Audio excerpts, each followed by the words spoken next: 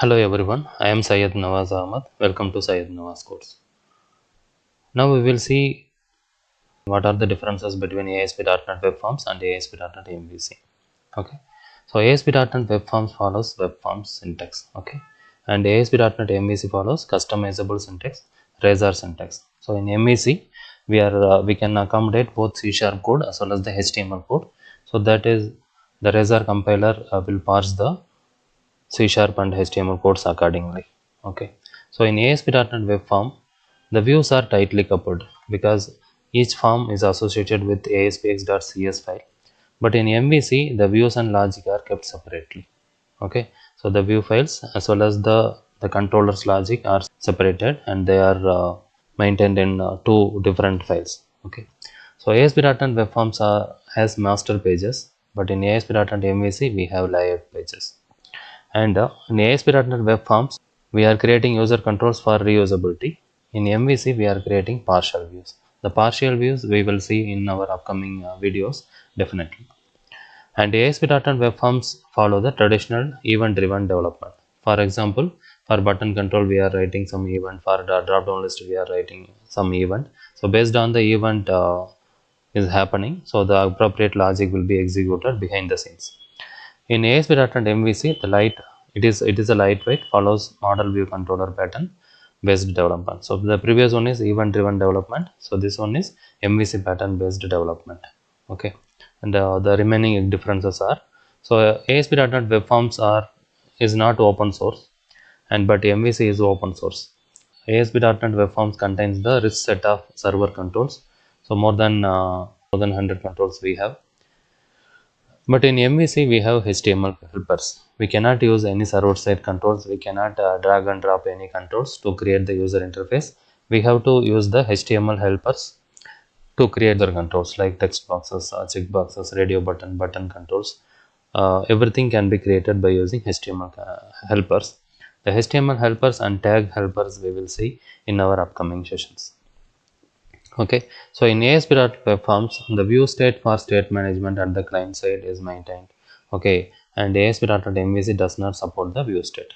So these are the main differences, and now I am explaining how the MVC's pattern is working. So user is requesting the MVC application. The primary operation on MVC application is routing. Okay, so the user request is getting parsed and routing is happening. So appropriate controller is getting selected, either the trainee controller or home controller. Okay, so each controller will have number of each controller. For example, controller 1, controller 2, controller 3, home controller, trainee controller, student controller. So any one of the controller will be selected according to the user request. Okay, so the user request is coming in the pattern of localhost port number / controller name / action method name. Okay, so one controller will be selected as well as one action method will be selected. For example, you take down this home controller. So inside the home controller, we have index action method and we have about action method, we have contact action method. So any one of the action method is getting selected, and appropriate views associated with each action method is getting returned. Okay, for this index action method, we have index.cshtml. For this about action method, we have about.cshtml. For this contact action method, we have contact.cshtml. So these are the views files are. So whenever the particular action method is called, so the appropriate views is getting returned.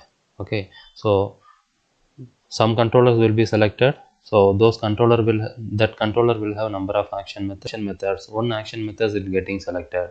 So that action method is associated with some view.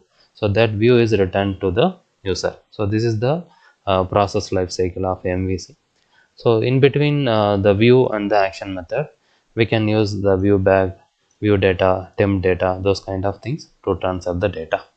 As well as you can use view bag, view data, or you can pass some strongly typed data. So those information we will see in our upcoming session. And in upcoming session, we are not going to work with ASP.NET MVC application. Instead of that, we will take ASP.NET Core MVC application. Okay, so why we are going for Core MVC? Suppose consider the situation. So the two clients, the client A and client B. So they are giving some software development order to the company X. Okay, so that company X, if it is deciding to develop that application by using webform or MVC, that application will run on Windows platforms IIS server only. So the IIS is available strongly associated with Windows operating system. So that if you are using webform or MVC as a development platform, so that application can be hosted on Windows environment only. Okay, and IIS will take the responsibility of running that application in production server. But if the same company is if it is preferring core MVC, .NET Core MVC for their development, that application development can be hosted on any production server, that is that will support all the platform, because the .NET Core MVC by default that is using Kestrel web server. So that Kestrel web server is the cross platform web server that will support all the platforms. So that by using .NET Core MVC, we can develop applications. They will run on any platform. So in our upcoming session, we will create ASP.NET Core MVC application. Thanks for listening. Let us once again connect with another topic. Thank you.